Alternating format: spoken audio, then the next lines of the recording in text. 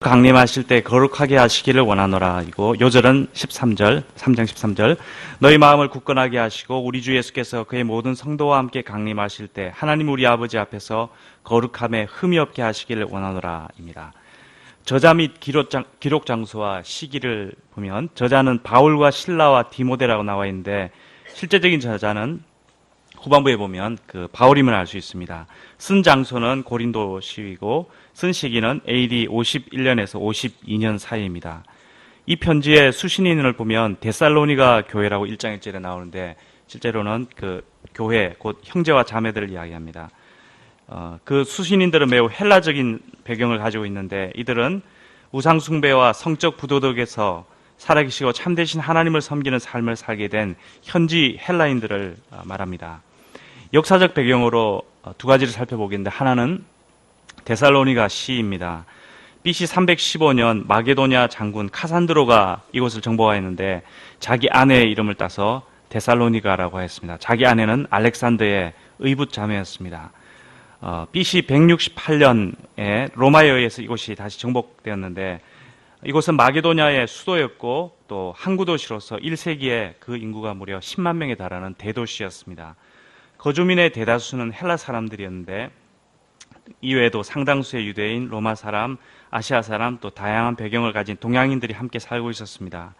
이곳의 위치는 다뉴브강 이곳은 이제 그 항구 도시인데 북쪽으로 보면 유럽 쪽에 독일에서 흑해로 흐르는 다뉴브강이 동서로 쭉 흐릅니다. 그리고 이 데살로니가의 남쪽에 보면 남쪽 바다가 에게해인데 에게해가 있고 그 데살로니가가 그 에그나티아라는 대로 이것이 이제 당시 로마 시대의 동서를 가로지르는 아주 주요 도로였습니다. 그곳에 바로 그 데살로니가가 위치해 있고 이 데살로니가에서 다뉴브강까지 또 도로가 나 있었습니다. 그러니까 데살로니가는 바다와 육지와 또 유럽의 내륙인 다뉴브강을까지 이제 가서 아주 굉장히 중요한 그 무역과 교통의 중심지였다는 것을 볼 수가 있습니다. 그래서 매우 부유한 도시가 되었고 또 마게도냐 전체의 관문이 되었습니다. 로마 2차 내전 시기 동안 안토니우스와 옥타비아누스에게 충성을 해서 자유도시가 되었습니다. 자유도시란 말은 세금을 안 내는 도시라는 뜻입니다. 황제 숭배가 매우 강조되었습니다. 그래서 예수님이 주님이시다. 이것을 선포하는 것은 반역죄인데 종교적 반역죄가 아니라 정치적인 반역죄였습니다. 헬라 철학의 영향을 많이 받고 있는 도시였는데 이 도시에는 로마와 헬라의 신전에 이 도시가 바쳐졌습니다. 또 헬라와 심지어 애굽의 신들까지 숭배하는 도시였습니다. 이런 분위기 속에서 데살로니가 성도들이 이런 이제 우상 숭배가 성적 부도덕과 매우 밀접하게 연관되어 있었는데 이런 분위기 속에서 데살로니가 성도들이 우상을 버리고 하나님께로 돌아와 살아계시고 참되신 하나님을 섬기고 거룩한 삶을 살기 시작하였습니다. 그런데 그들을 속에 이러한 그 헬라 영향력으로 이전 생활 방식으로 돌아갈 수 있는 유혹이 항상 있었습니다. 그래서 바울은 데살로니가 성도들이 거룩한 삶을 살도록 강력하게 공고하였습니다.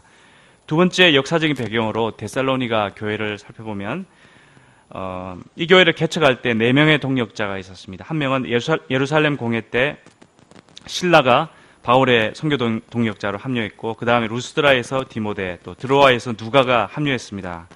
그래서 바울과 실라, 디모데, 누가가 4명의 선교팀을 이루어서 북에게를 건너 유럽으로 항해했던 사람들이었습니다.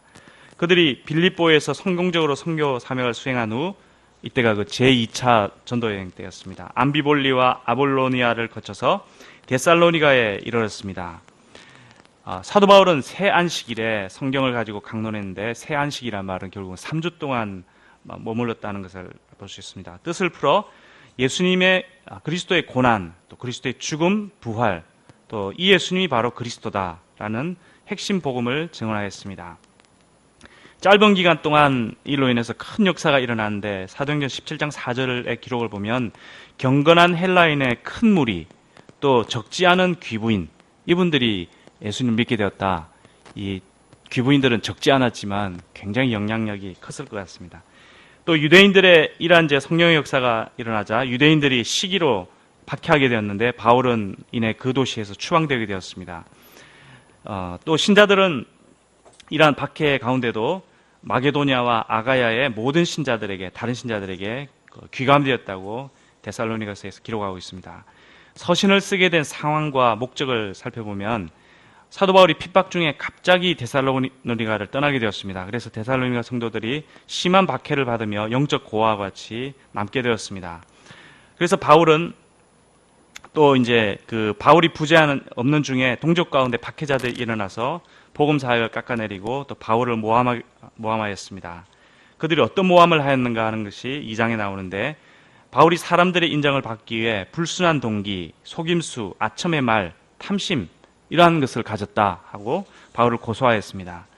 박해자들은 그 증거로서 바울이 데살로니가로 돌아오지 않지 않냐 그 이유를 들었는데, 이 데살로니가 기록을 보면 바울이 여러 번 가고자 했지만 사탄의 방해로 가지 못했다 이렇게 이야기하고 있습니다.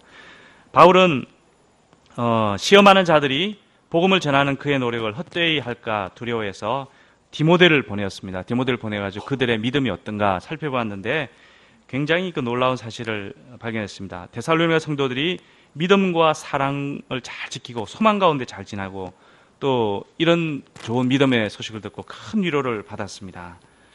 또 거룩한 삶, 또 예수님의 재림과 관련해서 이미 죽은 자들에 대해서 좀 혼돈하고 있는 이런 점이 좀 있었는데, 이것을 또 바울이 새롭게 가르치고 격려하기 위해서 편지를 쓰게 되었습니다. 중심 주제를 살펴보면 예수님의 재림의 소망과 거룩한 삶, 그러니까 재림과 거룩한 삶, 이 두 가지로 요약이 됩니다. 예수님의 재림이 복음의 중요한 요소입니다. 그리고 이 서신서에는 복음이란 말, 또 말씀이란 말, 하나님의 말씀이란 말, 이런 말들이 많이 나오고 있습니다. 그러면 복음이 무엇인가 하는 것을 살펴보면 4장에 잘 나옵니다. 죄에서 구원하고 거룩한 삶을 살게 하고 예수님의 재림의 진정한 소망과 최후의 승리를 주는 것이 복음이다 이야기할 수 있습니다. 또 불경건한 문화의 거센 물결과 맞서 싸우기 위해 거룩함 속에서 성장할 필요가 있어서 거룩한 삶을 살도록 4장에서 바울이 강력하게 권면하고 있습니다. 이 서신은 처음부터 끝까지 소망과 예수님의 재림, 이것을 계속 강조하고 있는 것을 1, 2, 3, 4장, 5장까지 쭉 살펴보면 알 수가 있습니다. 그리고 이런 소망을 가지고 하나님께 합당한 거룩한 삶을 살아감으로써 하나님을 기쁘시게 하는 사람들이 되자, 이렇게 권면하고 있습니다. 또 슬퍼하지 말고 게으르지 말고 문제를 일으키지 말고 대신에 기뻐하고 기도하고 감사하고 열심히 일하며 영적으로 깨어있자, 이렇게 바울이 가르치고 있습니다. 마지막으로 이 공부의 목적을 살펴보면 우리의 심령에 예수님의 재림의 소망을 갖고 거룩한 삶을 살기를 기도해야겠습니다. 또 포스트 모던 시대를 사는 젊은이들이 이 시대의 상대주의와 음란을 극복하고 우상숭배에서 돌이켜 살아계신 하나님을 섬기도록 기도해야겠습니다. 무엇보다 항상 기뻐하고 쉬지 말고 기도하며 범사에 감사하는 것을 배울 수 있기를 기도합니다.